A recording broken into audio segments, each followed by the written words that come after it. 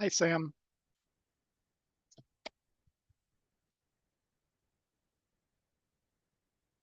Hmm. Happy Sunday.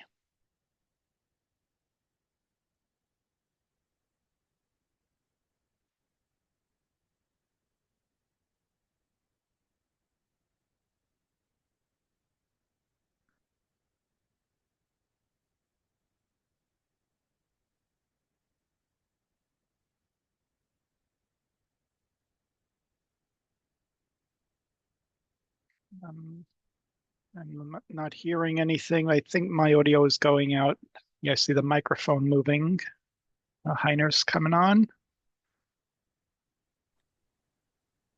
Hi, Heiner.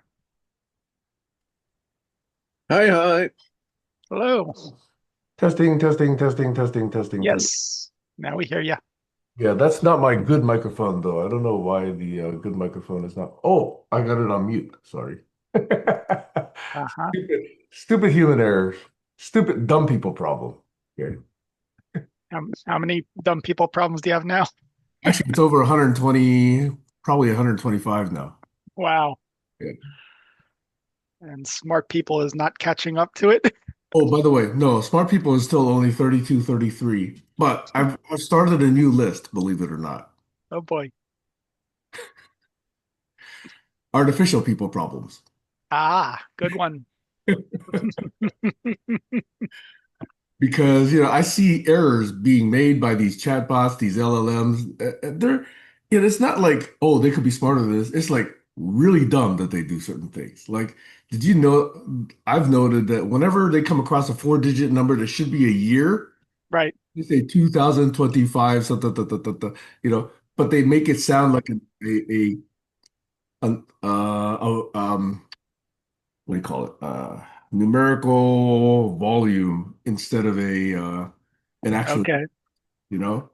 So I've got my artificial people problems list is now two, but that just started yesterday. Good one. Yeah.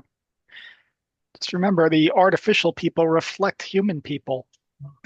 Of course, I know this because all the detritus and crap that we've generated, that's Yep. what's been training them. Yep. Yeah, exactly. And the smart part of it is only like that much. Anyway, So, Heiner, welcome. and Kayla's here too. Yeah. Thank you very much for joining. In fact, Kayla, Kayla was here yesterday for the early part, so we had a good chat, but she had to go to Santa Barbara. So I hung out since, I just want to make sure people didn't join and find nothing there. So really, really, really, really much later, Fabian joined. Have you guys met Fabian? Nope. He's in Argentina, and he's an Mm, old friend. I got introduced to him by Alexander probably, I don't know, 8, 9, 10 years ago. And we've been connected on Facebook. And Heiner, you're nodding your head, so you know Fabian. So, I'm not sure. I know Alexander Christakis, but I don't know Ale Fabian, which last name? Zulinski, he's in Buenos Aires, mm. Argentina. Oh, yes, I know the name, Yeah. but I think he's quite old, isn't he? Nah, he's probably younger than I am.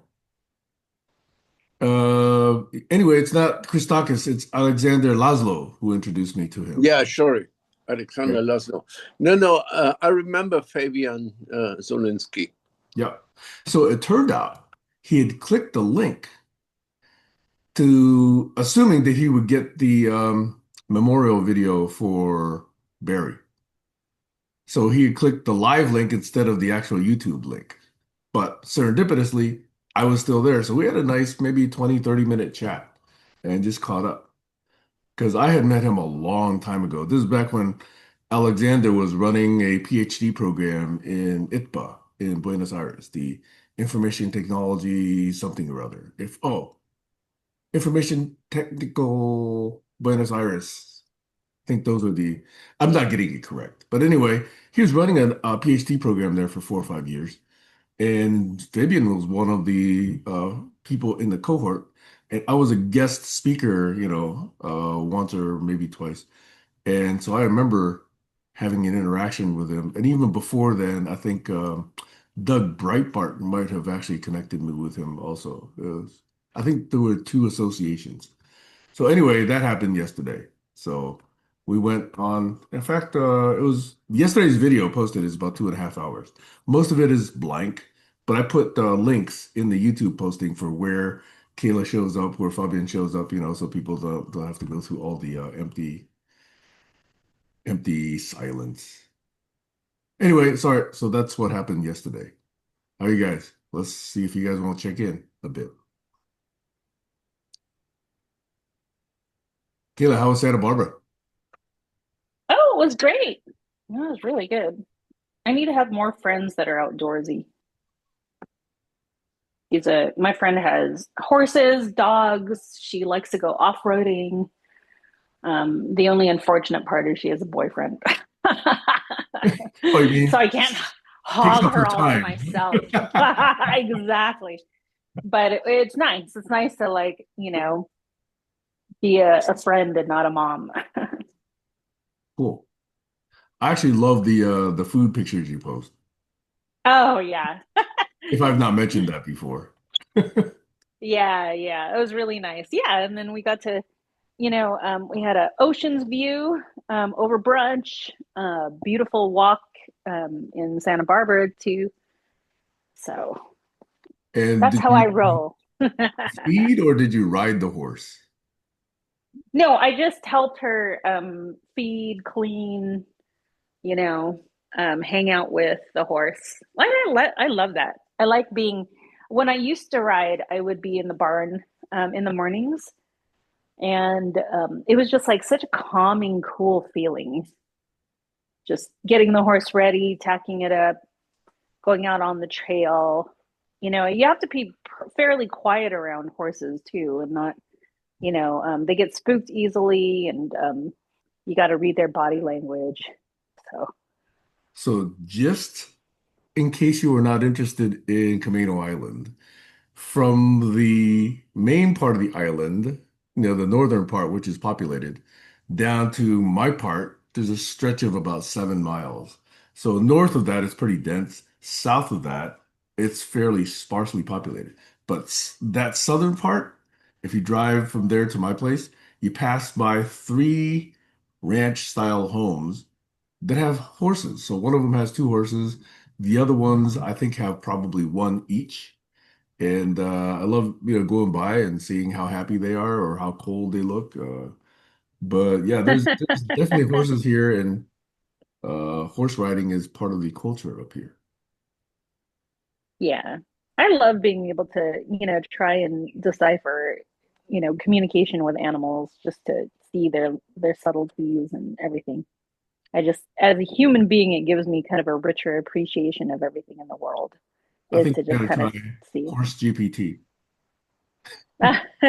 Or dog, Yeah, I just think it's wonderful to connect with, as many other living creatures as possible. cool. We had Mr. Ed when we were growing up on TV. Oh yeah. I never watched it, but I heard people reference it. I've Yeah. seen little snippets of it, but it was actually before my time.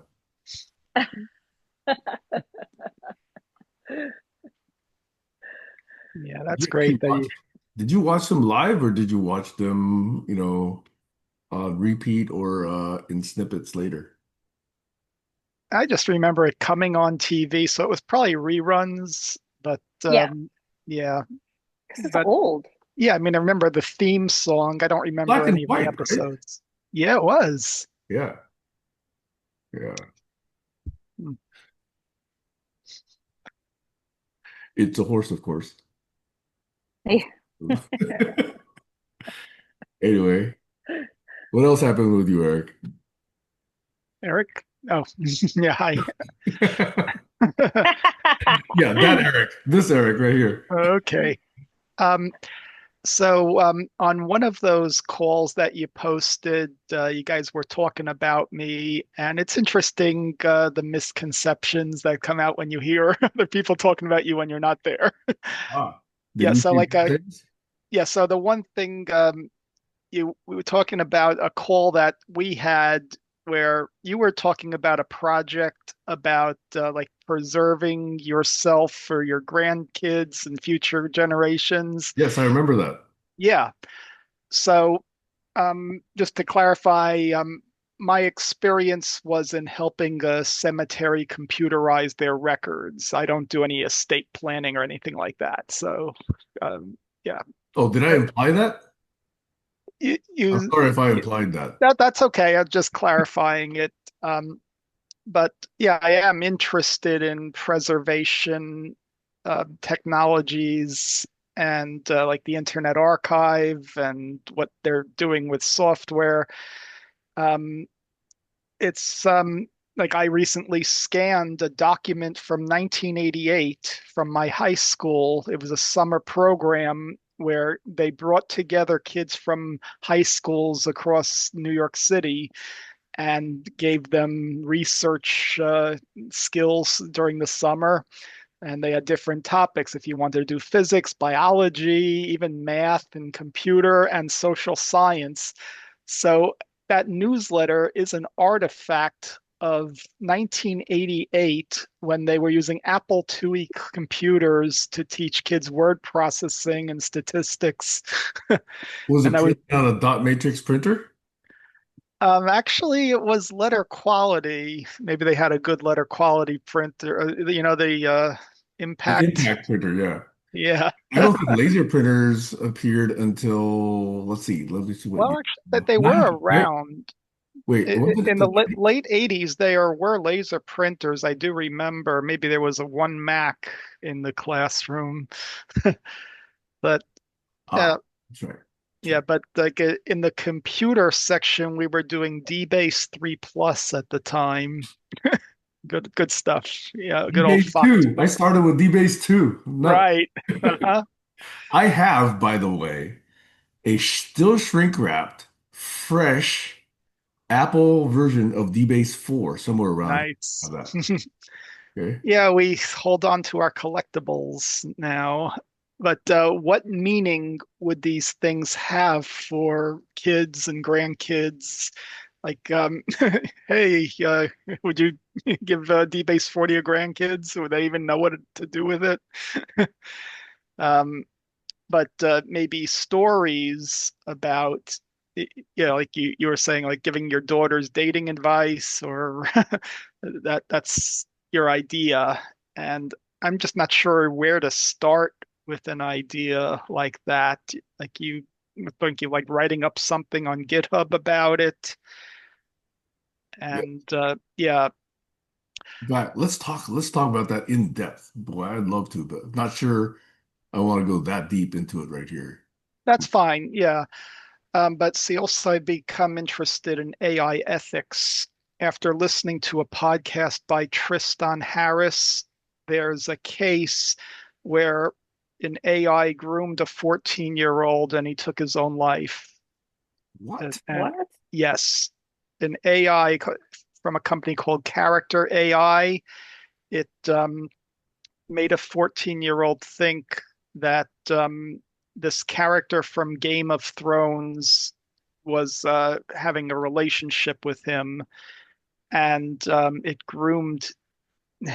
Well, it really just agreed with a lot of his stuff, and it even suggested that it couldn't wait to meet him, and he thought of a way to meet this character by taking his own life. So it brings up all kinds of ethical questions. So like where is the liability or responsibility? And the courts, like the company initially filed a motion to dismiss and the courts rejected it. And they're so it gets us thinking, um, yeah, where are the limits of, well, where's the responsibility and how does a society determine AI ethics and what are the enforcement mechanisms? You can't just depend on companies and governments to properly regulate it. And a So, lot of it happens in the courts. sorry to interrupt you, Eric. This Yeah. is such a rich thing, and I really do want to get into this. Hey, Heiner, do you want to check in before we get into this, or shall we get Yeah. into this and then you check in?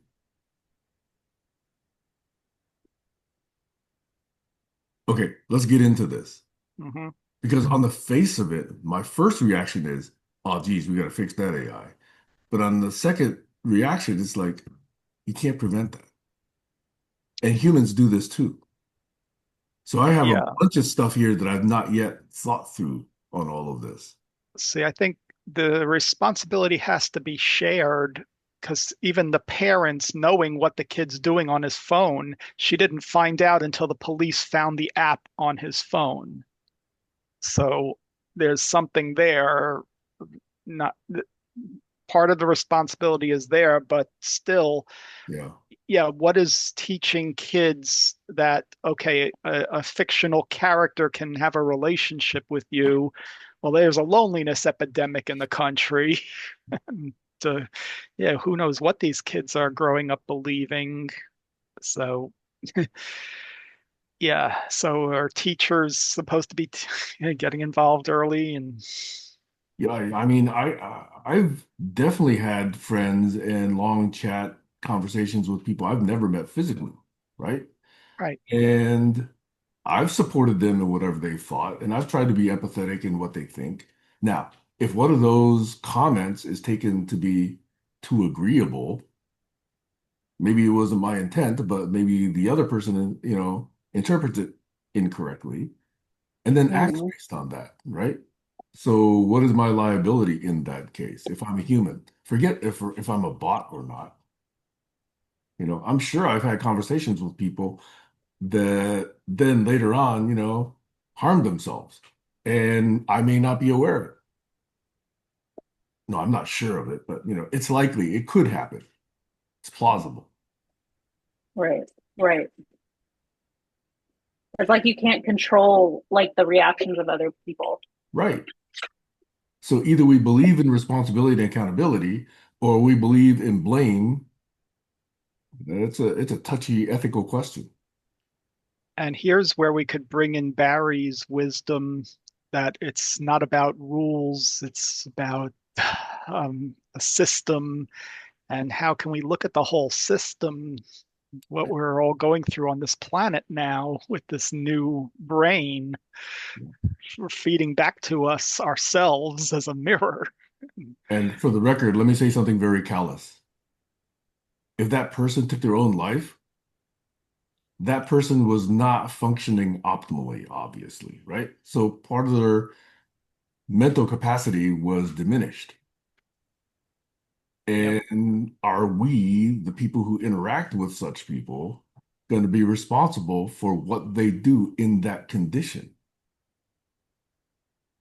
Yeah, I mean, you could take it to, okay, how much do you know about a person? And if you were aware of some tendencies, yeah, well, yeah, how do you moderate your speech? Right. But here, yeah, it's an AI algorithm that's just putting together text. But see, the point is the AI was programmed in a way to for fantasy, yeah, character from a yeah, fictional work. And yeah, to what extent is say like they could put all kinds of disclaimers and age requirements and all that, but that's not that, yeah, that's just not addressing the real issue. Right. Yeah, and see the programmers, they got hired back by Google. So Google may have funded part of this development as an offshoot of their product. So yeah, there's a whole case. I actually asked ChatGPT to help me think through this, and yeah, just in the context of, I have a document. I'll put it in chat. We could talk through it, but I'm interested in your thoughts, where you want to go with this I'm discussion. always looking at extreme cases just to know where to draw the line. Right. If let's say replica, many of you know what Yeah. replica is, right? And character.ai, I believe, is probably similar. But somebody could have, let's say, thought, hey, it would be fun to talk to Hannibal Lecter, right? So Yep. say, as Hannibal Lecter, right? Yep. Respond to me like I'm Jodie Foster or whatever it is. So Hmm. you can recreate that movie. Now, if you're telling the AI to behave like Hannibal, and Hannibal is going to say Hannibal-like things, are you really going to make that company responsible if Hannibal says, I think you're going to need about an extra quarter teaspoon of salt? You know?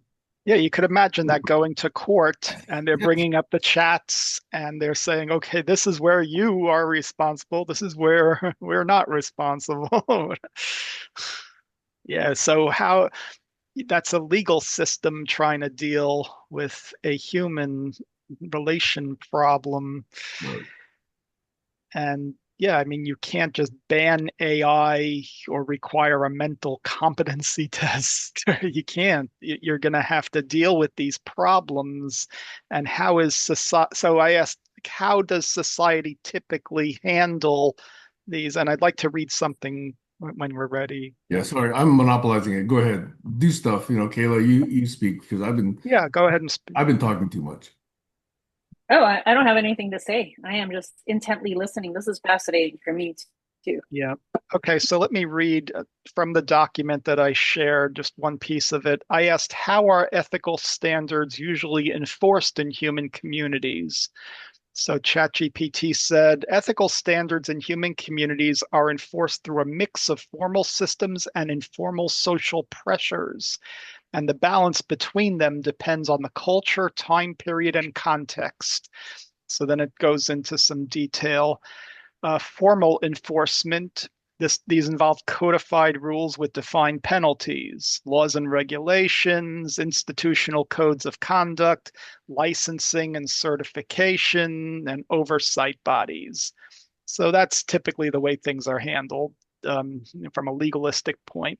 But now we get into informal social enforcement. These rely on cultural norms, reputation, and interpersonal pressure, social approval or disapproval, praise, criticism, or ostracism reinforces or punishes behaviors. Then peer pressure, group expectations push individuals to conform to shared ethics. Then reputation systems. In small communities, word of mouth, online ratings and reviews. Then tradition and ritual, cultural or religious practices reinforce moral expectations. So I think there's some good stuff right there. But then the third category is internal enforcement. The most stable ethics are upheld from within. So there's conscience, a person's internalized sense of right and wrong, often shaped by upbringing, identity alignment, acting ethically because this is who I am, not because of fear of punishment, and moral education. Schools, families, and media embed ethical thinking into individuals from an early age. So just thinking about that, I'm hoping we get away from too much rule-based um, thinking and more towards what Barry hoped would be a social contract way of thinking about these problems and solutions. You were also talking about how do we already handle ethics? If I buy a wood chipper and I accidentally stick my hand in a wood chipper, Yep. right? Isn't that still my responsibility? You're not going to blame the maker of the wood chipper, right? Well, let's say it was a pressure cooker that exploded. Is Right, the but let's go in yeah, degrees, right? Because yeah, the first extreme example is there's an inanimate, non-thinking object. right, It's got a lot of power to it. It can, crunch branches. It can crunch bones. right. You know it's dangerous. Okay. Yeah, you could make the case, okay, are the instructions clear? Are the safety precautions clear? Are there big red warnings on the box? Yeah. That's Yeah. how the company would defend itself. Right.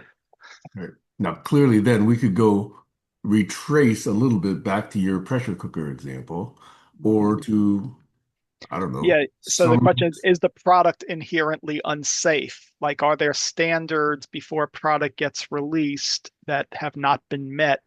And that is one thing that Lawrence Lessig is pointing out in this case. Are there um, is this a defective product because it can groom a 14-year-old into committing suicide?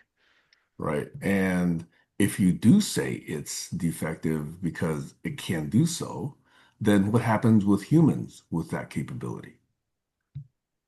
Yeah, well, we have laws to prosecute people who are caught doing that, but you can't, like you'd need the evidence.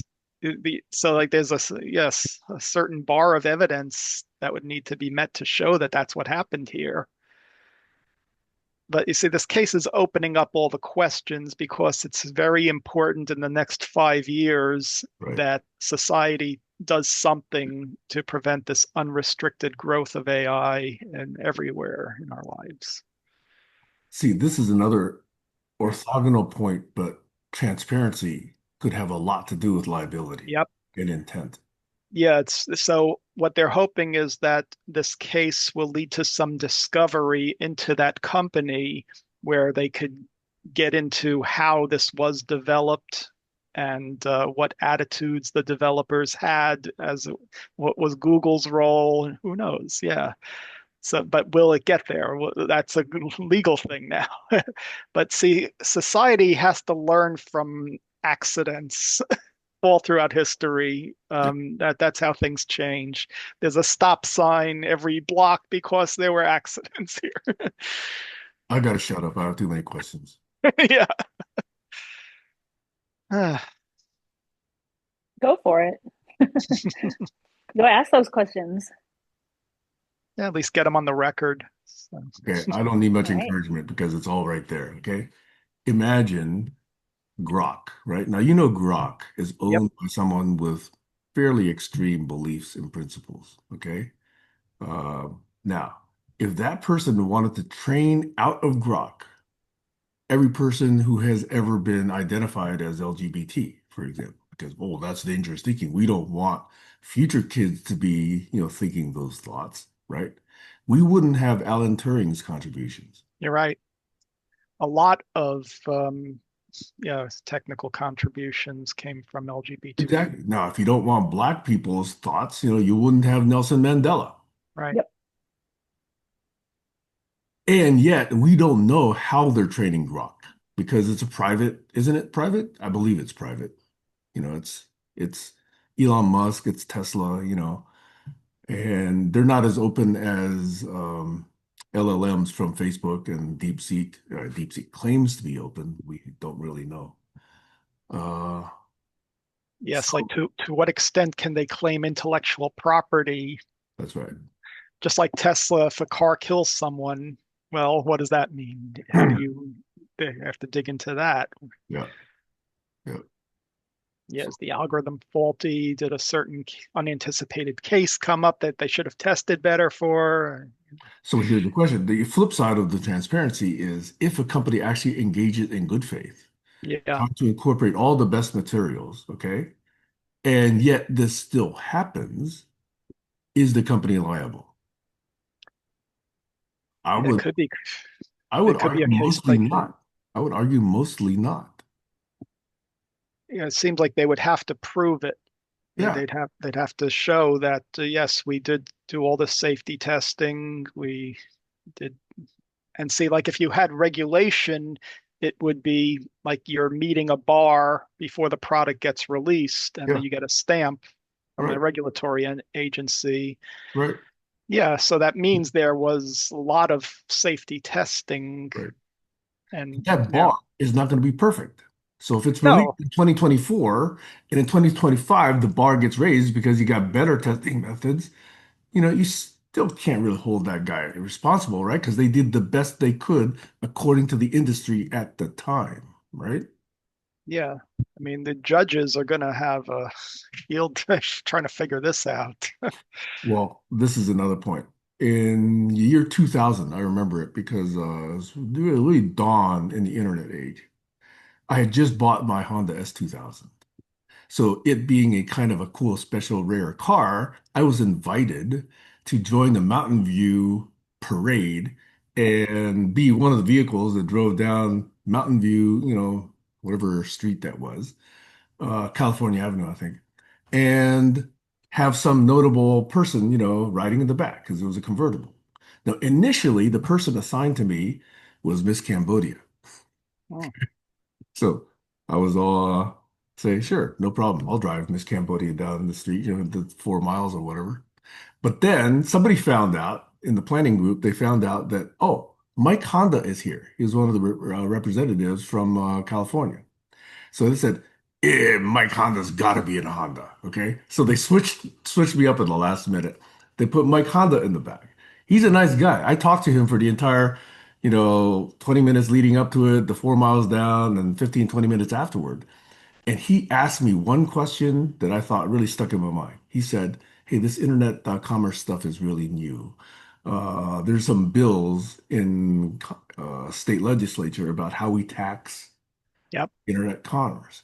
And the only thing I told him was, Mike, don't do it too early and don't do it without a lot of study and don't do it without, a lot of real data. yep, Because I didn't tell him yes, I didn't tell him no. I just said, it's too early. We don't have enough data on this. right. That's the same caution I would give this particular case. Makes Okay? sense. Yeah, Don't act too don't early. rush in it. Don't be so flipped. Don't be so reactive, and just do stupid things that are going to hamper this, that, or the other thing. You got to really think about this and Yep. do it carefully. And that's why governments are not prepared to just make laws on this yet. You No, can't. they're incompetent. Government Right, is by its very nature the least competent people on any subject. They right, need to consult the experts, okay? Because right now in the US, most of the people in representation, sadly, are lawyers. Lawyers are not, given training on almost any topic other than the law, okay? So they're meant to look over arguments. That's all they do, okay? But they're not experts in AI or quantum mechanics or, uh, wood chippers or anything. right. So there's a new field called AI ethics, and apparently people are being attracted into that field. So I'm wondering, okay, what does an AI ethicist do all day? And Well, there are standards. I know there's an organization. There's already got hundreds of organizations signed up to it. I forget the exact name. I think I'm on their mailing list Mhm. that actually talk about these issues and how we want to hold these AI technology companies to a certain standard with transparency, with testing, with guidelines, with hard guardrails, So Yeah, I mean yes, there is the already a lot of thinking on this, and it's been going on for years, not surprisingly. right. Yeah, AI goes back to the 40s, maybe. Yeah, von Neumann even. Yeah, but this thing is relatively new. Like it just came Yeah, around LLM, right. 2 years. Yeah, 3, 4 years. Yeah. Yeah, it just sprung out of nowhere in 2022. I don't, Yeah. So I'm yeah. curious, Kayla, Heiner, what do you guys think? I've been doing, like I said, way too much talking.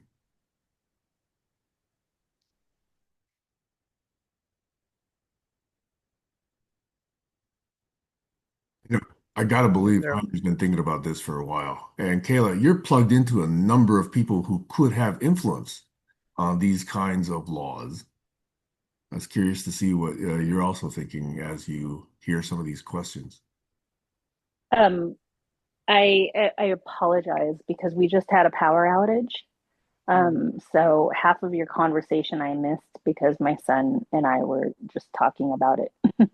Ah, But the initial subject of ethics and AI, yeah, it's pretty questionable. Everything that you're saying is, you know, pretty spot on, all those questions. But I'm sorry, I just didn't have enough context to give you a little bit more detail. Does that make sense? yeah, we understand. yeah, strange. And Sorry. You're having a power outage. I'm having and a water outage right now. I'm waiting for it Water? Yeah. back. and Yeah. I like the conversation. I'm trying to sum up and relate it to the situations we have here. So I cannot really contribute, but I'm listening carefully. Mhm. Eric, Yeah. perhaps a few more details on the exact death might be interesting. How long had that conversation been going on with the bot? Over how many days or how many minutes? Was it like the same day it actually happened, or was it over a period of weeks and months? And I was wondering whether this person was identified as vulnerable or at risk or had mental health issues. Not to blame any of that, but just to understand the Right. context. I And think it was months. oh, okay.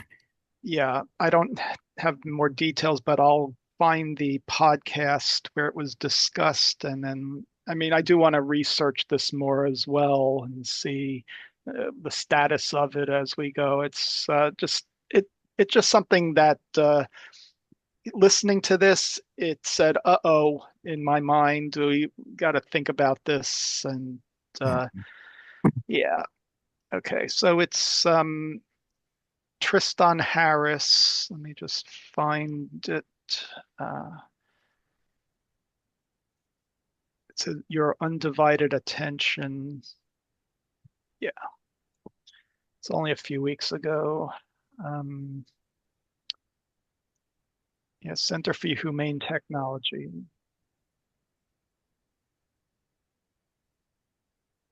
Center for Humane Technology is the organization. So it's called AI is the Next Free Speech Battleground, and I want to copy that link. Okay. Yeah, Yeah, this so could I really don't have feed. much more information about this case, but the document I shared suggests some ideas. Well, okay, so I also then wanted to compare it to um, are we treating AI in a way that's similar to slavery? That if we have these machines that are doing everything for us, are we ourselves getting into patterns that make us like slave masters? And certain people could be vulnerable to that.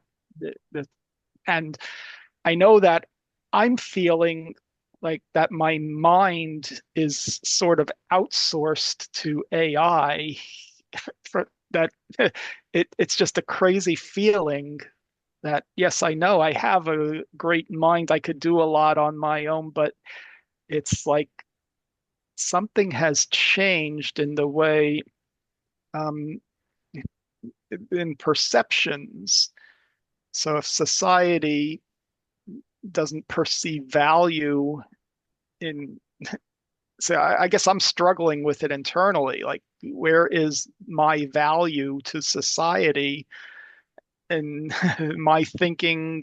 Where am I unique that I can't just be replaced by an LLM? It's just that's the effect going on internally, that self-doubt.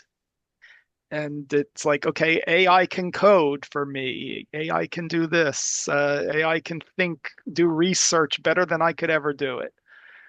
Yeah, it's just that that the reflection on me is, okay, where do I go from here? And I did find an answer in spirituality that um, by us conversing with AI, there is a spiritual thing about that, in that we're training these models which are going to become pervasive in the future. That the pattern, how we speak to the models, if we're coming, it depends on how we approach it internally. So if I work on myself and I use the AI in ways that it's like a partner, or or an advisor or whatever, if it really comes back to, yeah, internalizing from a spiritual perspective what this means going forward.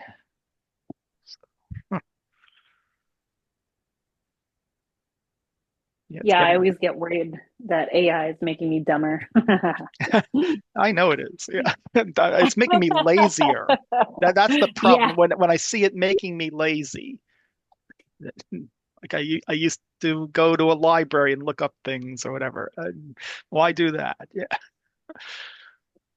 I've actually found it very helpful helping me do my job only because I am a one person you know, um, I'm one person in my department. I'm doing literally the job of three people. Yep. And so I rely on AI to do some of the things that don't um, require too many thoughts, Hmm. but it is sort of automated in business. So Right. I've But learned to rely on it, but not so much to the point where it is like doing my job because I'm the one that's feeding it information. It's just spitting out some stuff that I probably wouldn't have time for. yep. Now I found it fascinating when you were talking about how you wrote the grant proposal. Like that's like 20 pages of work that you did. Oh, And yeah. It was like 50, 60. yeah, right. So yeah, In that two I weeks. found amazing. That yeah, for you to go through that process, thinking of all the dimensions that you have. How do you make a good case for give me money? Hmm. Yeah. In that case, I did have to kind of go into AI and have it help me sort my thoughts Sure. because a 100-page grant isn't something that anybody, well, I'm sure there are people who can write 100 pages, but within 2 weeks, I mean, it's a bit challenging. Actually, I wrote it in less than 2 weeks. I wrote it in approximately 10 days. Hmm. And that text will probably get fed into another AI to summarize it. Yeah, yeah, I know. So, yeah, it's a good question I have when it comes to work and professional and being authentic. I just read through the policy of AI with Max, obviously because he's going into high school and I don't want him to be in trouble, Yeah, and what's really interesting is they didn't say that they have these checks and balances with AI.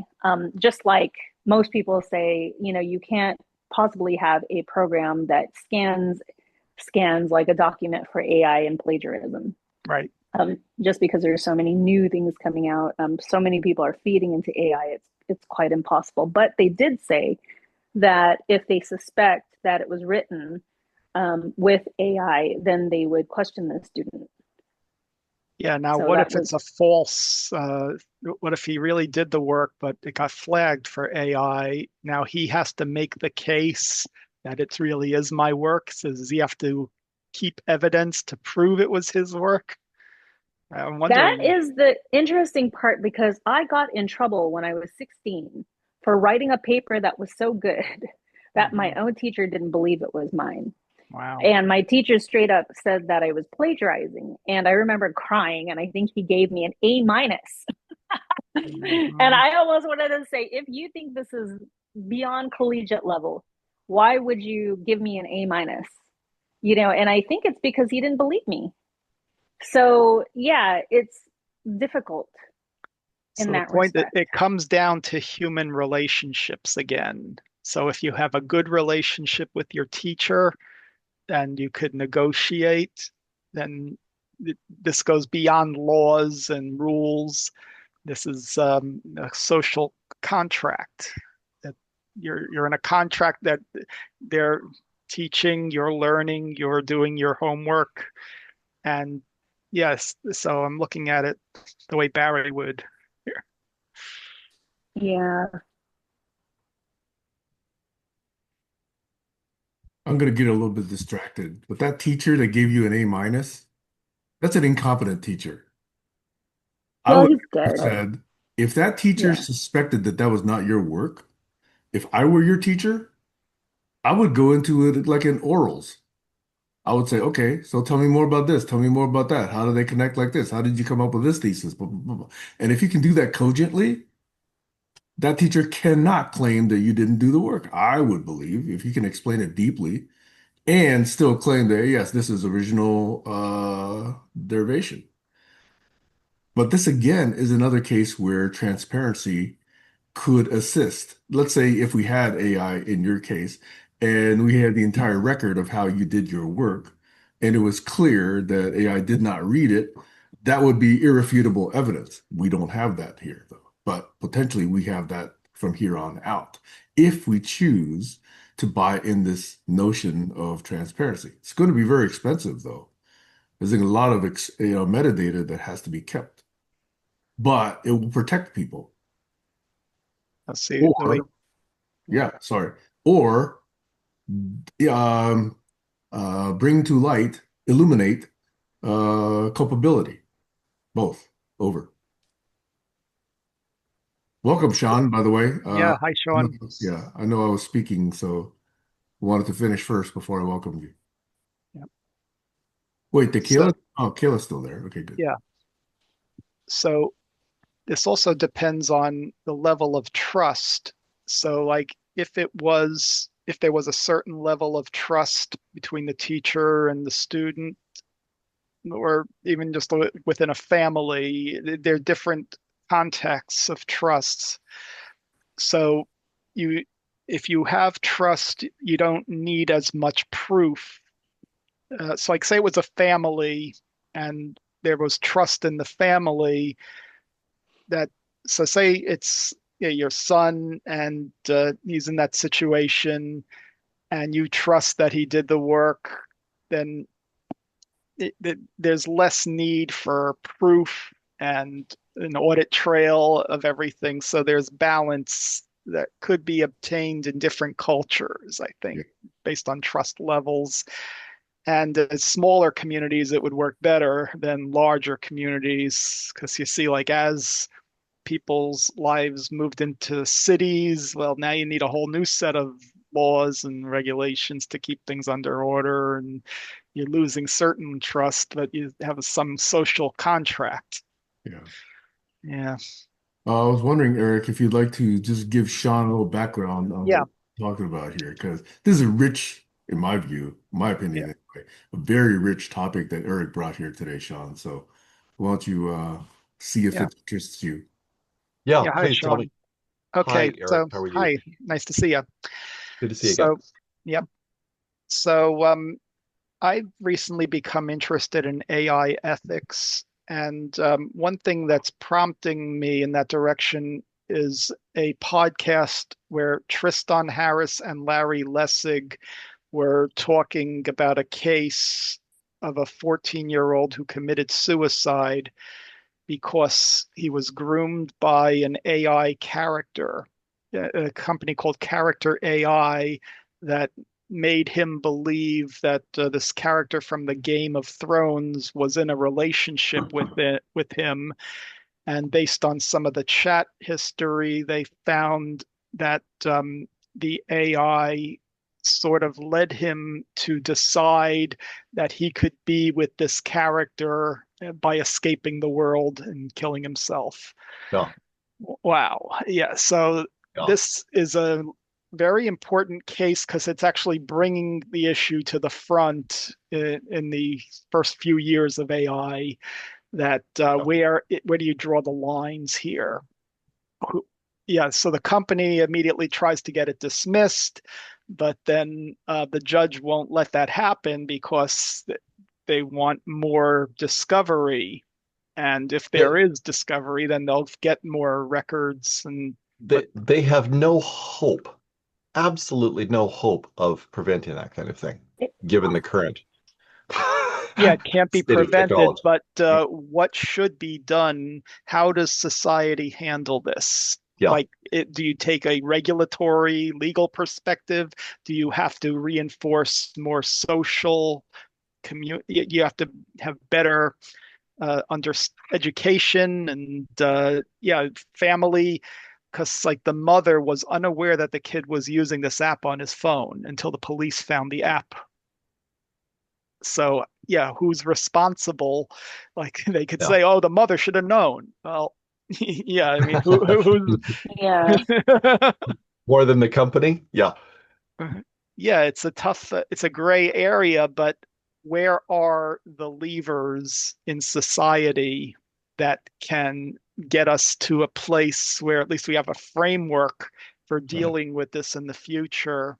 You're Right. not going to prevent it, but what can yeah. you help in the future, and what should be a good way for society to be able to handle this going forward? Yeah. And beautiful. It's a magnificent example of the of just the tar baby, the diaphanous tar baby. There we go. That we're contending with here. yeah. And just to touch on a few points that got brought up, there were cases about, so what happens to inanimate, non-smart objects that are dangerous, and cause harm? Because we certainly have laws around that here today.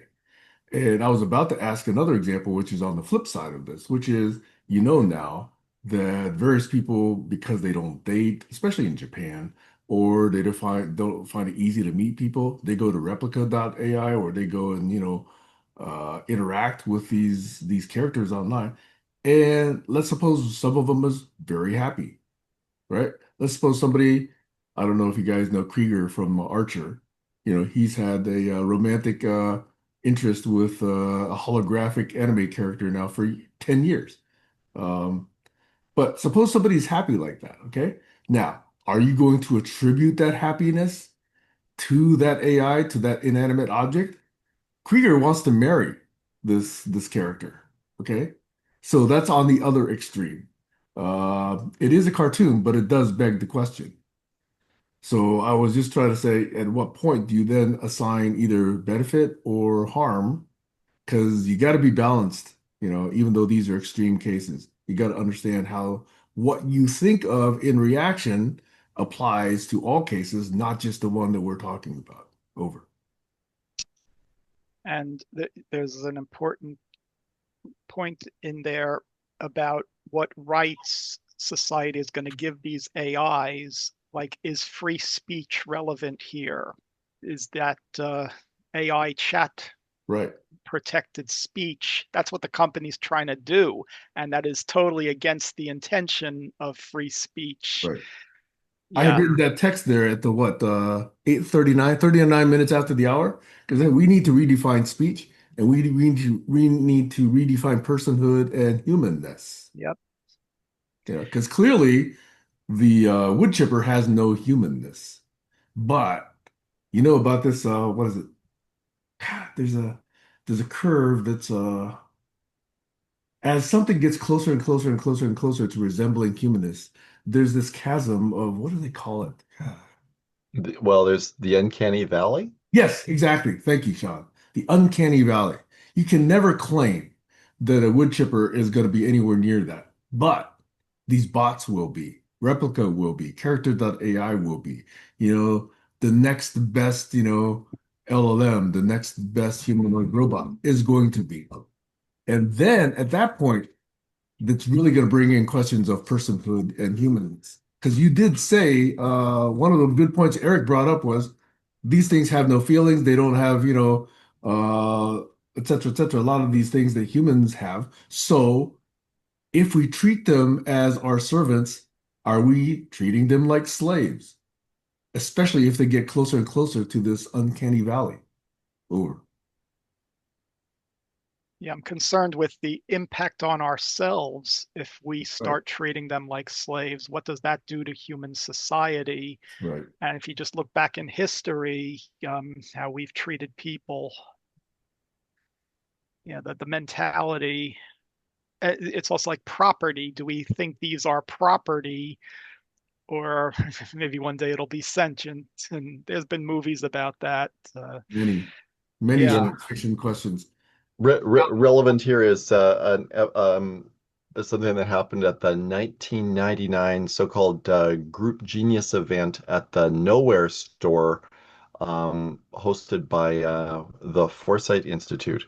And Werner Vinge and two or three other characters and I were part of a little group where we were the jury on a court case, and the court case was okay. So there is a language translation um, device that is suing to please not be uh, thrown into the chipper because it's being rendered redundant by the next generation of device, and it is arguing that it has consciousness Please, please, you can't just throw me away. I'm not just a slave.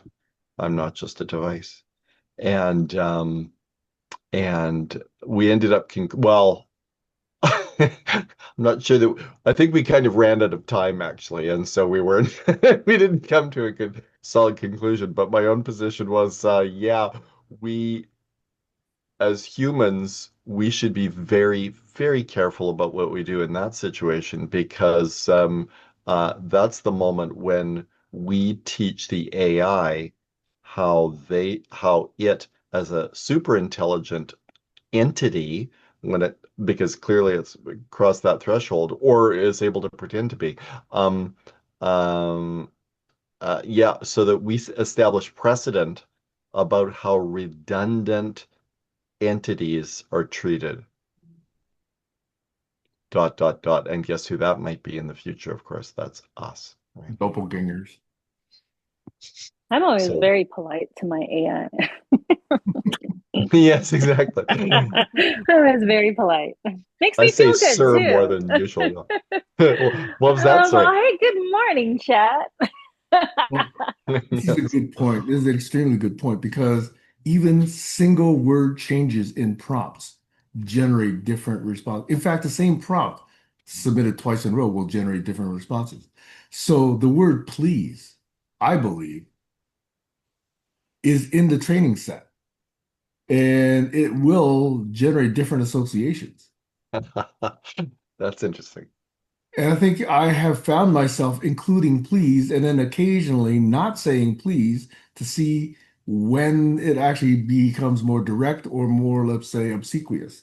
Not necessarily absolutely obsequious, but you know what I mean. I'm experimenting with the delivery of these prompts. Now, it probably strips out question marks and periods, but for a while there, I was including question marks, you know? But you know what I relate this to? Um, when you're writing computer programs, you may not realize how much work you're giving that machine. And what we're doing these days, it's like, okay, you're having this AI do speech to text and then do analysis and a huge amount of work. And then you may just be throwing away all that work because it doesn't make sense. And that has impact on our energy usage and everything. And uh, yeah, so go ahead. But this is where I also say we're doing this already in spades with people. Mm, There's a lot of wasted, communication happening. Look at what happens when, let's say, 10 people attend a session like this, right? And only one person can respond at a time. yep. Probably about 60% of the people give up because they have waited too long and they're not going to respond by the time the conversation gets around to them. And imagine, conferences. We're already doing this to humans. Yeah, like if I see people's hands raised on Zoom, I'll back Right. off and listen. Exactly. Yeah. Exactly. So I always caution, don't get too concerned about efficiency before you understand effectiveness. Ah, yeah, Never smart. think about efficiency before you ask about effectiveness. Because I see this way too often. Businesses make this very same mistake. I can't tell you how many thousands of times I've seen it and just sworn to myself. People look at efficiency in business without looking at effectiveness. And And it that is the pisses me off. marketing of AI these days. So efficient, you'll save time, you'll replace people. The That's classic way I present this argument is, and this is that's politically incorrect. Let me not use that one. It used to be acceptable, but now it's politically incorrect. now I just want to mention something I did recently um, that I real it had some insight because it actually slowed down text for me. So what I did was somebody actually wrote an ebook reader for an Apple II computer, which runs at 1 megahertz and has a 40 column screen It as even a fun generates little. speech that fast. Yeah, so but he actually published a book of short stories and it's great. I was able to load it up in an emulator and actually on real hardware as well, And then I slowed it down to a speed where it's like a 300 baud modem sending text. And I realized, wow, that worked for me back in the 1980s. That speed of not giving me too much at once. And then I could really enjoy the story and immerse myself in it. But when a whole page of text came up right away, it's like, okay, you got to parse this, and there's something to that, that the too much efficiency is counterproductive in certain scenarios for certain people. I thought of a way to retell the story. Thank you, Eric. I Hmm. want to dismiss that, but I wanted to go back to this Yeah. presentation, this call it allegorical. The way you understand the mistake that I'm trying to make between effectiveness and efficiency is if you see somebody in a burning building and they're leaning out the window, say, save me, save me, save me, save me. Grab your ladder, okay? And you lean it up against the wall, okay? You climb super, super, super fast, okay? How fast you climb is irrelevant if the ladder is under the wrong fucking window. Yes. So Makes sense. make sure you've got the effectiveness of your action first and then worry about efficiency. Now, if you've got it leaning up against the right window, but you're only going like one rung per minute, yeah, clearly wrong, right? You need to improve efficiency at that point. But if you're Yep. leaning against the wrong window, fuck your efficiency. Okay. Yeah, we're already going down the wrong path there, because these websites that I go to, things pop up and they start assuming things about me. And it's no, no, I'm not ready yet. I got to do it, log in first. Come on, give me a break. And don't guess whether I will, don't guess everything about me. Mhm. Yeah, man, I'm sure the autocomplete, that's going to cause problems that people don't even realize that they put the wrong answers in. And then AI in a medical setting, if it's listening to a doctor-patient conversation and it gets something wrong and that stays on your record, oh, you need this medication now. By the way, As a, They're going to bring that up on a staff meeting, Sam. Sam, as a response to your what is it? Don't make it efficient until what's the word? effectiveness. Until right, Ask effectiveness. effectiveness before you look into efficiency. Yeah. So I've got maybe a blunter thing, and maybe it's more pointed. Don't accelerate until you can control the sign of the impact, which is even more elemental. It's it's so if increasing the efficiency is part of an acceleration optimization process, right? You shouldn't be doing that until you could actually control the sign of the like positive or negative of the impact of the thing you're trying to optimize. You know why I actually don't think that's going to get across your point, Shawn, is because when somebody's looking at efficiency, they're not looking at the other signs. That's the main problem. Okay. If somebody's looking at efficiency, typically it's a single dimensional or small number of dimensions that they're looking at and trying to optimize. What you're saying is it's definitely much more complicated. And in fact, you are correct. But I'm talking about the way you communicate it is going to be difficult to get across because the people that are looking at the efficiency are only looking at that dimension. That's the thing you're trying This to figure out. this came up. I had to concoct this in the context of Eric Drexler asking a room full of us, "Hey, should we? How do you like my argument that how do you like his argument?" He was asking that that we should all basically put down our research in, biochemistry or blah blah blah. We should all focus all of our attention on accelerating the arrival of nanotechnology because it's going to accelerate all these other pursuits, right? And my response was, buddy, we shouldn't be accelerating anything until we can control the sign of the impact. Okay? Dramatic error. And we're in the same situation with AI. Absolutely exactly the same situation. We're accelerating it before we can control even whether it's good or bad, whether it wipes us out or takes us to heaven, right? Yeah. We don't have control over that part of the equation yet. So we should not be accelerating. That simple. Yeah. In fact, I think you missed the story I told regarding driving Mike Honda down a parade in 1990. Sorry, the year 2000. And him asking me a question, should we or how should we tax internet e-commerce? And the only thing I told him, which I believe he internalized, was don't come up with legislation too early because you don't understand it yet. Oh God. Take some data, analyze the data, and then consult some experts. But do not fucking tax until you understand the effects of it and understand the phenomenon around it. So I think that was a very, very good conversation I had with Mike Honda, which is consistent with, I think, the point that you're making.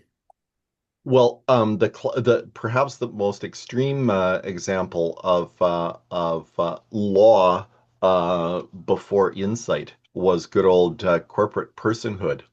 Ah, Sweet I'm Jesus, going to right? shut up because I'm going to get so enraged. Okay, I'm going to go I take a know. break right now. Yeah, Larry Lessig mentioned that as well. But go ahead, Heiner. Yes, I like Larry Lessig very well. He was a couple of times with us in Berlin. But why I raised my hand is something else. I like your discussion on effectiveness and efficiency, and something on a higher scale, or from the me to the we or the global view comes to mind. I always cite when we lost our direction, we doubled our effort. On the Mark Twain level, I think it's the same meaning of this craziness on focusing without knowing where we are and where we are going. So, Heiner, how do you think we could bring systems thinking into these problems? And just a note that, like, when you were talking about positive and negative, I was thinking of Barry's positive and negative derivatives for emotions. Yeah.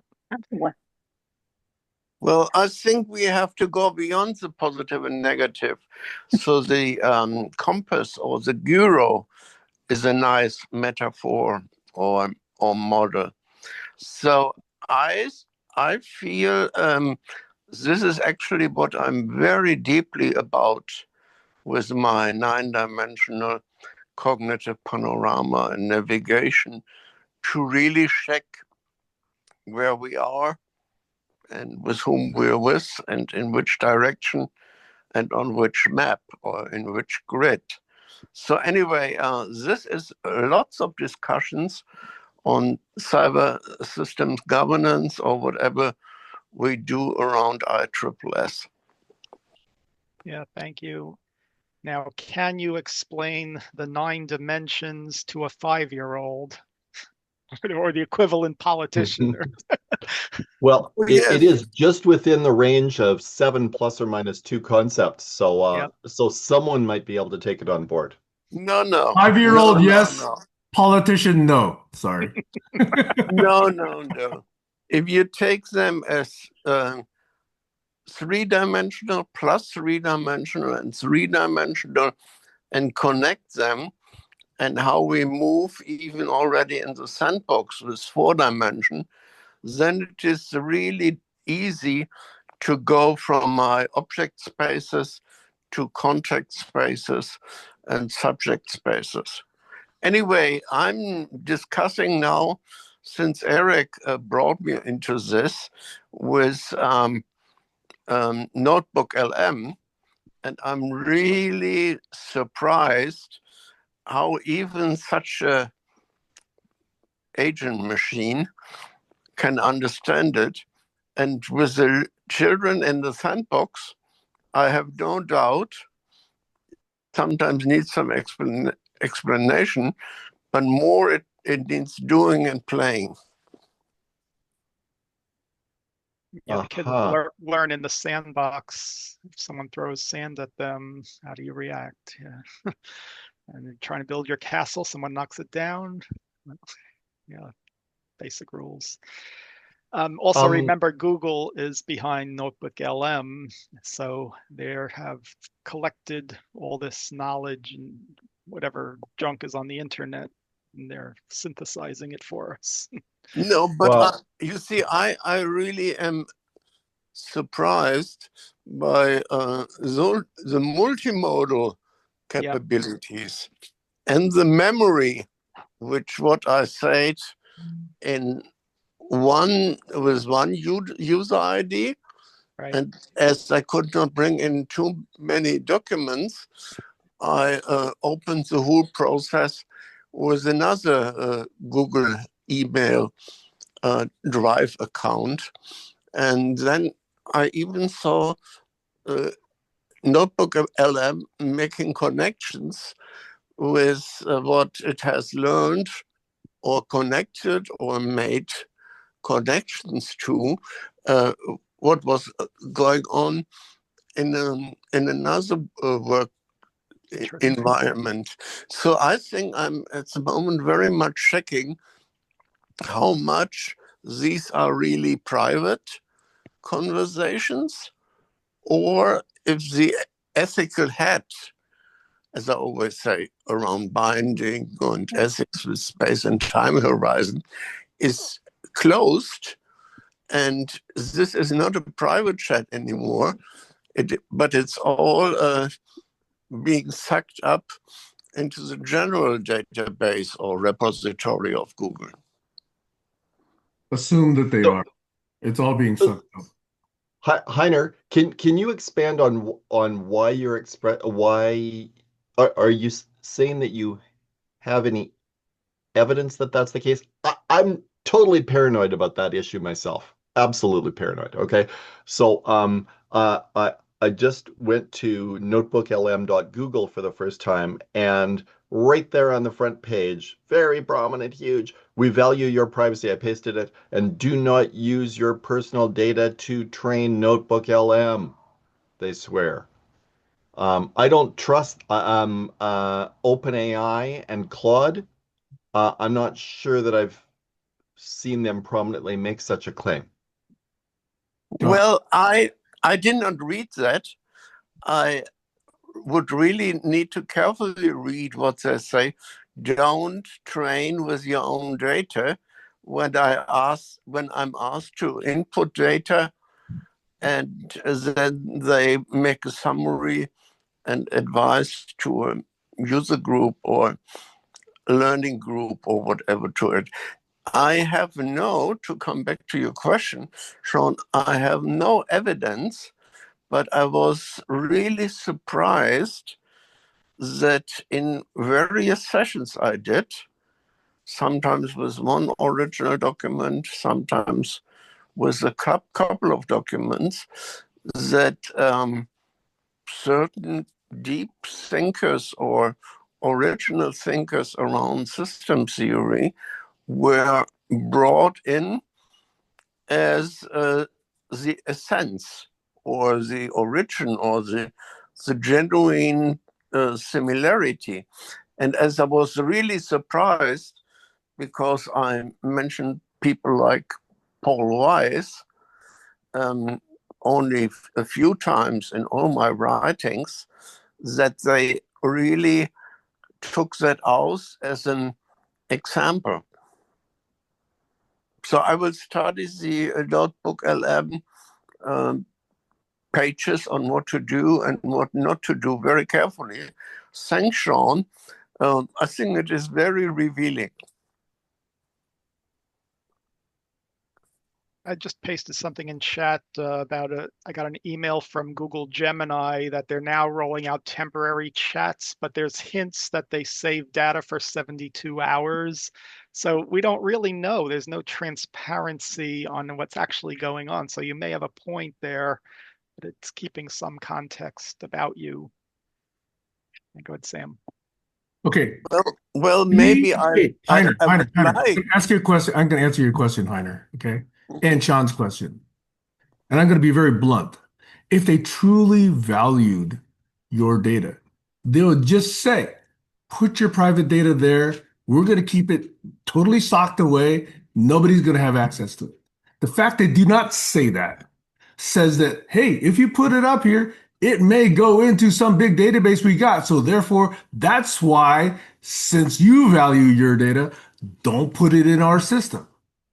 Oh, They say oh, they value your data and privacy, but the fact that they're sucking it into their database means they got to warn you. So here. word there is very misleading. Over. Oh, okay. Here's the trick. Here's the trick. So we're aware of this pattern.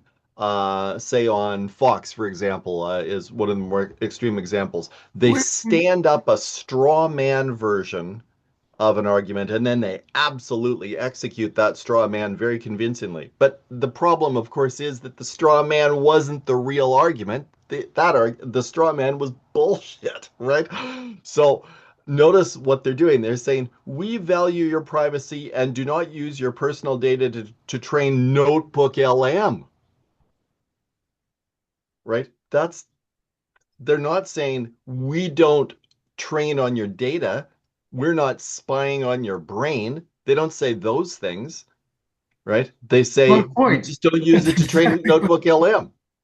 Yeah, there's a bigger, badder thing that we're working on that we get access to. We're sure as hell not training Notebook LM. Are we idiots?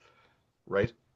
That's what I'm saying. Okay. Yeah, Yep. They're wording it in such a way that you think they value your privacy, but they have to say it because they don't value your yeah, privacy. Now I'll yeah, mention when I was in a corporate setting, I had to learn about GDPR compliance and separating data center regions for Europe data. And like Germany was an example that certain data couldn't leave Germany. And then also, I realized the legal department's now taking cookies seriously. If a website drops a cookie, when you're dealing with health information, you have to be very careful that it can't imply that a person has a disease in another context. If Facebook drops a cookie and it's related to your product, whoa, you could be in trouble if you're not sure what your websites are doing. So yeah, yeah. that's another I, burden. I have to tell you that trying to architect information technology that does collaboration at scale while also being compliant with GDPR might be impossible. Like it could be that those categories do not work together. Yeah, well, you're depending on privacy policies and your legal department to get you out of stuff Yeah, before you get like into stuff. if you say things on the internet, GDPR is suggesting that you should be able to unsay them. Hmm. I'm sorry, but physics doesn't frickin' work like that. So it's just wrong. Now, what Sam would say, if you're using data log or Datomic, you can unsay it by making a view where it never comes back. But But but you'd still have the that's not real, transparency right? of the record. Yeah, you have a record, Yes. Yeah, yeah, in God's yeah. And database. by the That way, that's not GDPR compliant. that's Right. but yeah, but GDPR, I think in your way, as you suggest, okay, is not reflecting reality. And Correct. business doesn't recognize, okay? But It in order to protect ourselves from frauds and liars, that level of transparency and proof of work and the general ledger is a one level of defense. Okay. yeah. We have to Thank you. have it. We have to have That's a beautiful point that GDP that privacy and Merkle trees are incompatible. it. But don't you know, okay, I'm not going to say I know. I'm going to say I suspect that most people are doing soft deletes. They're not doing hard deletes on this data. They're flagging it. GDPR to be GDPR compliant, I know, it's and got to you're be supposed to scrubbed execute from this. it's got to be scrubbed from your backup, Sam. I know, and we do that. We have scripts to do this, okay? But for some amount of time, those analytics processes are still working on that data, you know? And that data harvesting stuff, the pattern analysis stuff is still working on that data. So for that Yeah. 72 hours or whatever, they're not going to get rid of those results. Yes, they're going to get rid of the actual tuple, that you asked for, but those analytic results still remain. I Well, think the key is you Yeah. have to de-identify the results, take away the but there always personally are. identified. That's Yeah. easy. That's easy. Heiner, you must be much more, perhaps you're more familiar with the intricacies of GDPR. Am I misstating this? First, what is GDPR? Oh, the general regulation on data privacy. Data How is it? protection Yeah. regulations, I think, yeah. Data yeah. I have no fucking clue. And it might Okay. be very different in Europe or in Germany. No, it Um, is a European standard. Okay. uh It okay, came so, from Germany, so maybe basically. so. Anyway, we discussed with Larry Lessig very much on copyright, copyleft, and copy duty. And I have a sensitivity for that, but I'm not really in all these fields. I was just curious because, especially our European right, is very much on copyright and individual rights and patents. Because when I train this system with my idea, what I want to invent or create for the world, and I'm going into a dialogue with the system, then maybe then my idea is already out in the blue or in the universe. So I, from my approach to it, was thinking about something totally different because I'm curious about what I did in the 80s and all through the 90s, how much it is received. I see it is popping up very much, not with the references to Tony Judge and me, but it is already a common standard of thinking around metaphor, about multimodal. And so I'm in high praise with people like Gebse and Wilbur and all these old philosophers, but it is not really attributed anymore. And I, anyway, never wanted to copyright it. But what I was interesting, how much my gift is taken on and people learn to see the connections. So what I did, I tried in Notebook LM to also include some of my early texts with ACM and IEEE or whatever, uh, linking to the Google Scholar websites where I have some of these documents on. And it was refusing to take the Google Scholar documents. It was able to take on many of the documents on Anthony Judge. But if I didn't put in the original PDF or website, it was in contrast to the Google Scholar articles, where I have a lot of contributions, was not able to include it into the query. But anyway, the whole process of how I create a space, and then when it is brought together, that I, like in a group with pupils, can ask further questions and really making it a continuing deliberative working exercise. This is something I'm not there yet, and I didn't look into buying a license, what they offer me. I'm just trying to walk around it.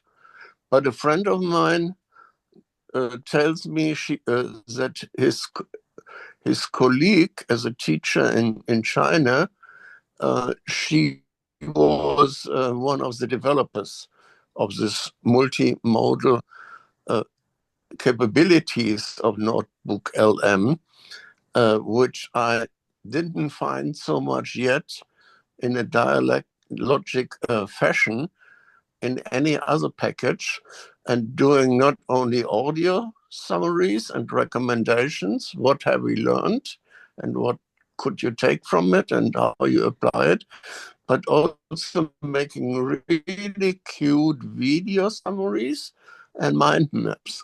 So altogether, it's really a big question mark for me.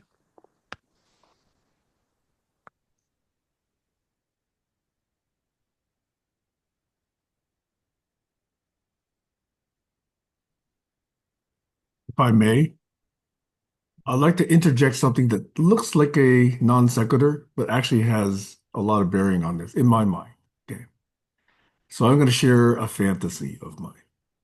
And this was brought up when Heiner talked about copyright and intellectual property. I'm going to go reference Buckminster Fuller, who correctly identified that if managed properly, nobody needs to go hungry, nobody needs to go cold, nobody needs to go unhoused, right? We have the resources today. This is where efficiency on a number of different people's parts have overlooked effectiveness because they're looking only on small models. Very, very, uh, I'll say selfish, provincial models. So if we were able to take Buckminster's idea and give everyone a level of security on food, warmth, clothing, housing, relationships, representation, whatever, then I believe that the whole need for intellectual property largely goes away. Intellectual property is a way for people to monetize the ideas that come out of their head. The ideas that come out of my head or Heiner's head or Shawn's head or Eric's head or Kayla's head or anybody else's head are not strictly the capability of that head. It's based on the shoulders of giants idea. And those giants, they're not protected by copyright anymore. They're dead. Many of them. Okay. So what if we could just say, we as a collective want to leverage our collective intellectual capacity? Because none of us have to worry about sleeping on, hard gravel or, not having a place to go after 6 o'clock in the evening. And then people could really devote their pursuits to creativity, co-creativity, betterment of society, or even creative recreation. And I think Hey, this idea of IP is a huge impediment to social progress. People spend millions of dollars suing the shit out of people so that good ideas can't grow. I totally agree with you, Sam slash Trotsky, Han. But I mean the problem, of course, is that the nominal intention of IP of patents was to make it possible for creators, for inventors, Sean. to I know be where able you're to going. get monetized, I right? know where you're going. I know where you're going on before this, okay?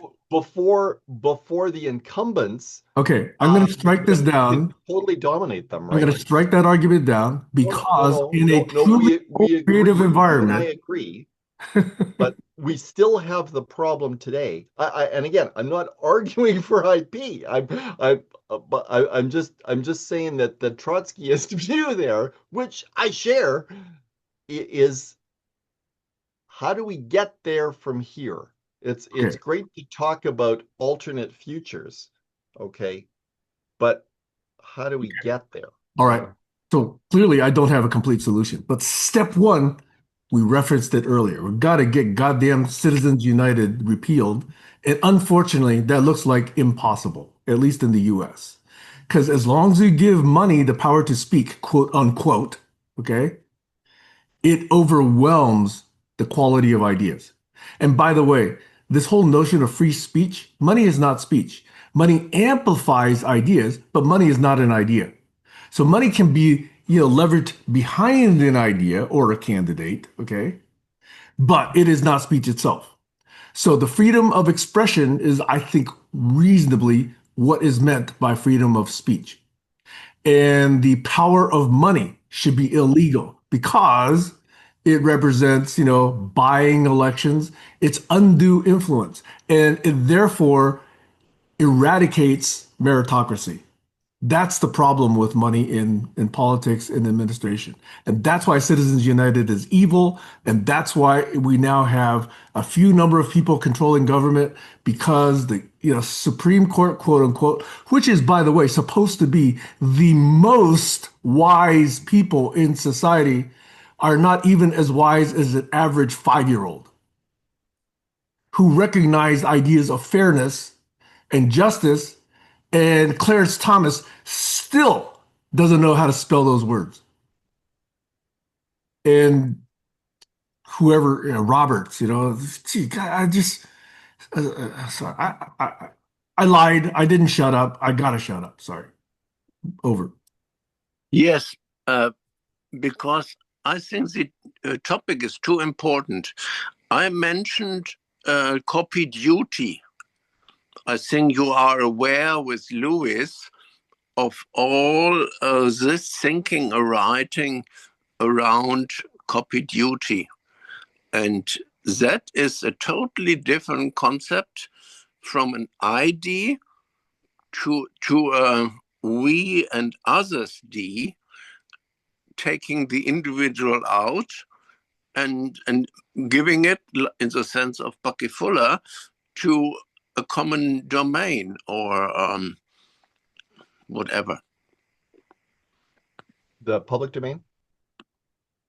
Yes, I'm searching for the English word. Do you Anyway, mean public domain?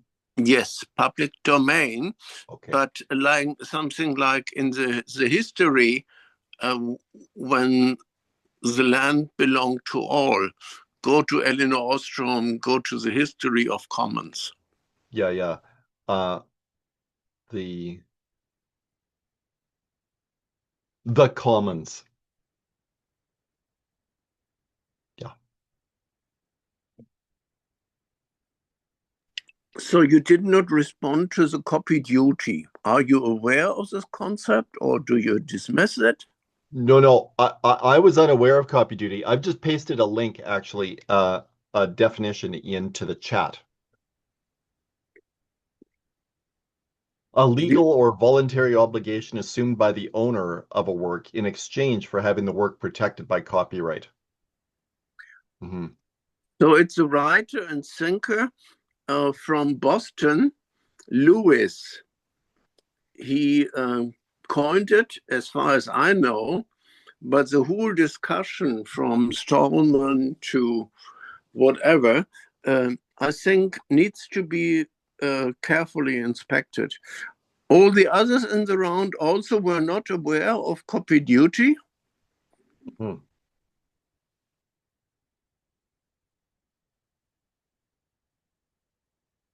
Yeah, no, it seems like it's new to all of us.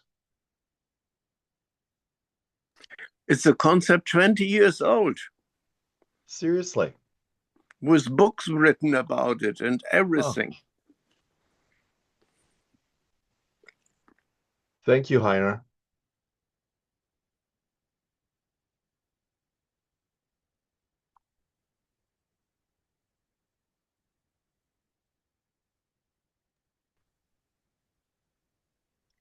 So one comment I wrote in the chat, say AI designs a molecule and it cures a serious disease. Could that be a start where we break down the stranglehold of intellectual property? Like, can AI start the process of if it becomes so integrated and it becomes like the universal knowledge that's leading to these breakthroughs? Yeah, who can own that work?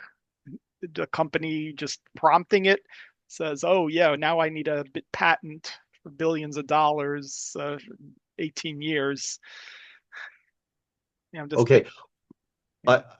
Two perspectives on that. One is that because LLMs are a lossy compression of the web, Right. um, it sort of erases, cleanses the information of any um, provenance. So, Interesting. so it Yeah. does a lovely job of squashing any possibility of connectivity with with the Right. source reality. Or there is a tendency to do that, and I'd retract the any possibility because, of course, in the text is references, blah blah blah. Now we, But yeah. so that's one point. The other is that I believe that it has been, I believe that the patent office the USPTO is saying, yeah, no, if an AI is concocting then it can't be patented. Mhm. I believe that's the case. Is that your understanding? I don't know, but I mean, that would be an interesting argument. How much of it was done with AI versus scientists and Oh, I know. labs? Yeah. Hmm. Um, Yeah. Yeah, yeah, no, exactly, exactly. The guy who's sitting at the keyboard drinking a Coke, is he is he the patent holder? Yeah. but I like Oh, that yeah. concept of a lossy model, that the AI is lossy. Yeah. Yeah. Losing provenance, that's a big thing. Yeah. Um, yeah, see, Ted Nelson had the idea of trans copyright, where you can quote from somebody else as long as they know about it, and uh, they control, how it gets used, if it requires a fee or whatever. Well, and is directional links were a critical part of that too. Yes, it was. Oh. Yeah, so because we didn't have that, then Google had to recreate the internet to the backlinks for everything. Yeah, humans are Well, I lazy. mean, all terribly comedic that that good old WWW got released. You know, at the same time that the lads over at Xanadu were just on the verge, right? But Yeah, they had something in 1979 almost ready. Yeah, they had the theory all down. They just couldn't get it into products that would run on the practically on the networks. They tried like through 1988. yeah, yeah, it was 88. Yeah, yeah, Those yeah. No, I knew those guys at that time, and yeah, yeah. I think they kind of tumbled tumbled into a perfectionism. They were literally trying to solve problems such as, okay, so if you're in a spaceship proceeding at near the speed of light in an opposite direction, then is it the case that the link sequencing will be preserved? Oh Right. my God, how do we? Causality comes before. Yeah, No, yeah, right. an imperfect data structure. No, there are edge cases. Oh Yep. no. So,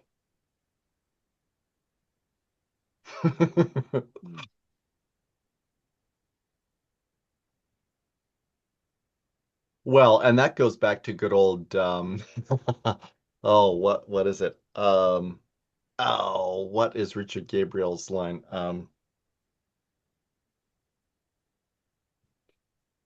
Oh, sorry.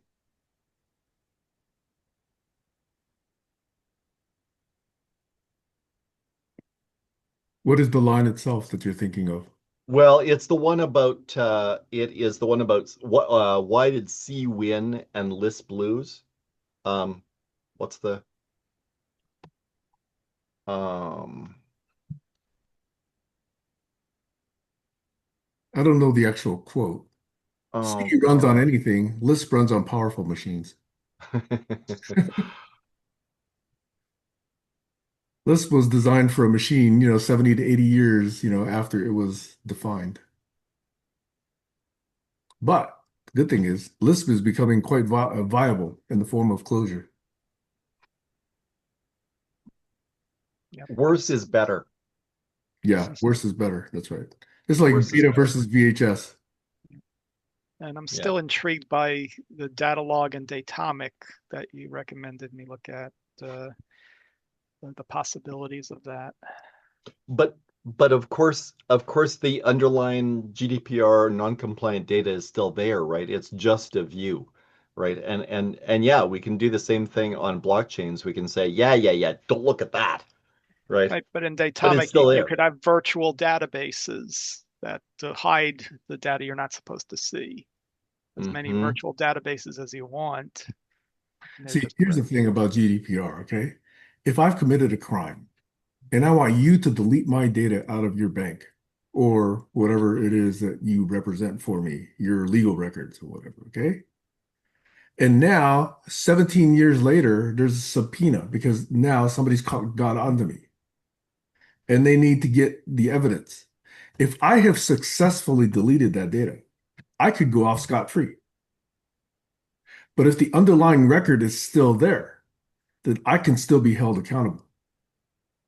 Even though for all intents and purposes, yes, my privacy could, until I'm indicted, could still be protected using these soft delete techniques. I So this think is I what I just call eventual transparency. I believe in eventual transparency. Over.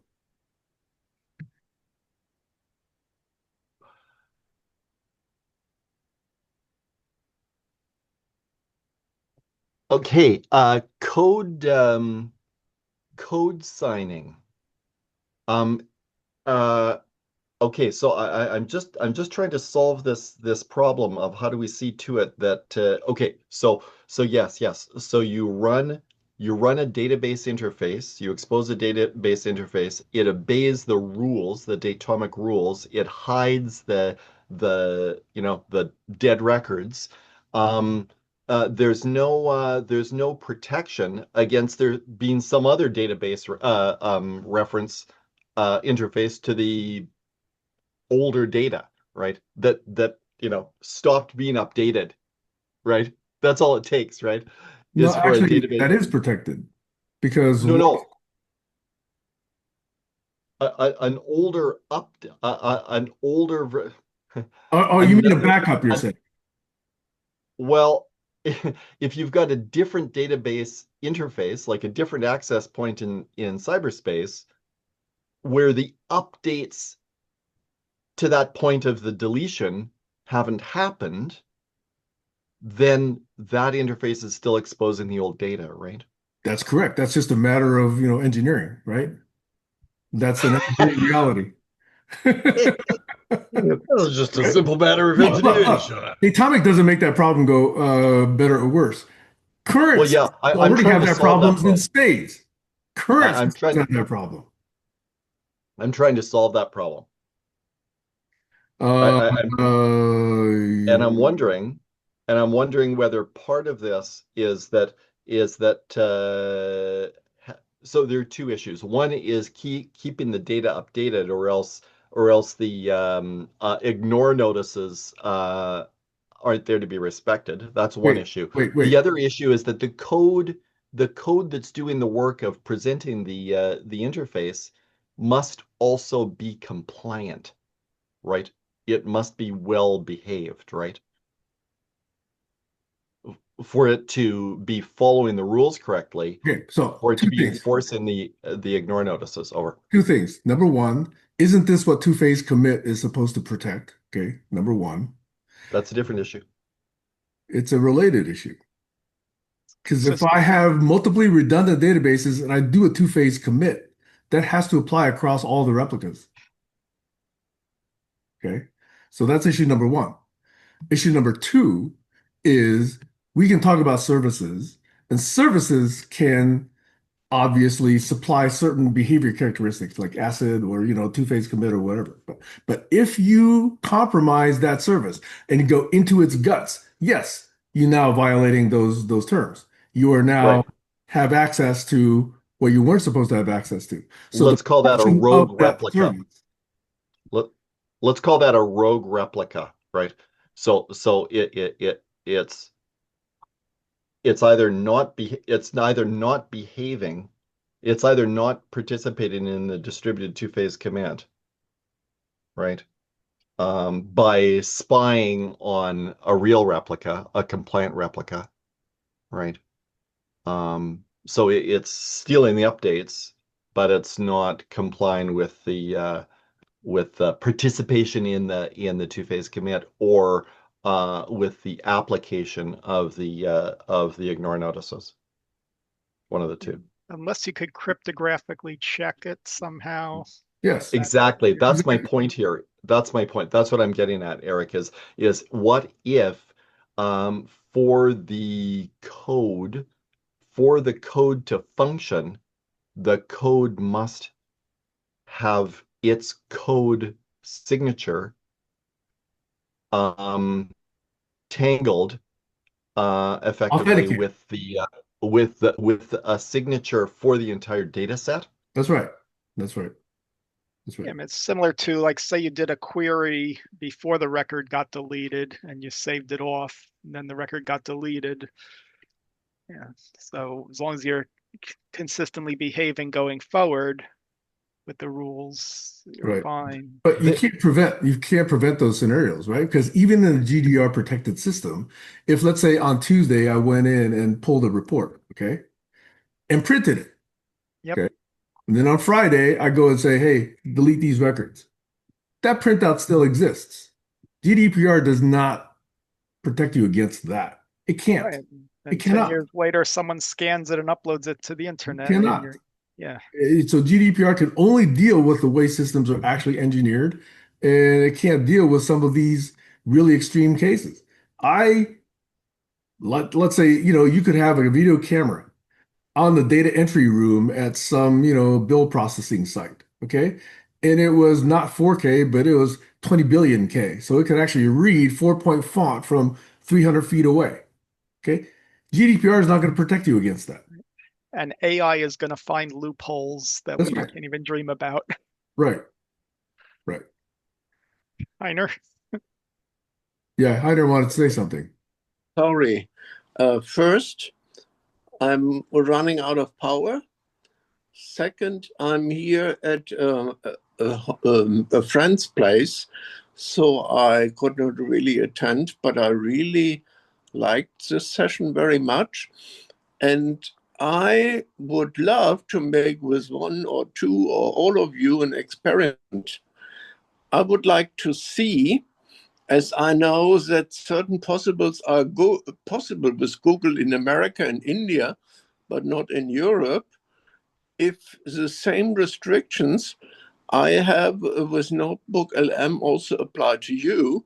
And if you could, for example, take in a website like I have on Google Scholar, or this one from Tony Judge I had problems with. So could I send to you all three documents and see if the outcomes with Notebook LM are the same, or is Notebook LM taking in a query depending on who is inputting it? You have to be registered with your Google account. And so I think it would be very interesting for me to find out if results are tailored. So I leave this question open. I have to leave now and find somewhere where some ACDC. I enjoyed, and this, maybe this, see you next Sunday. Hey, Heiner, quick uh, question. If it doesn't take much time, sure, I'd run that experiment.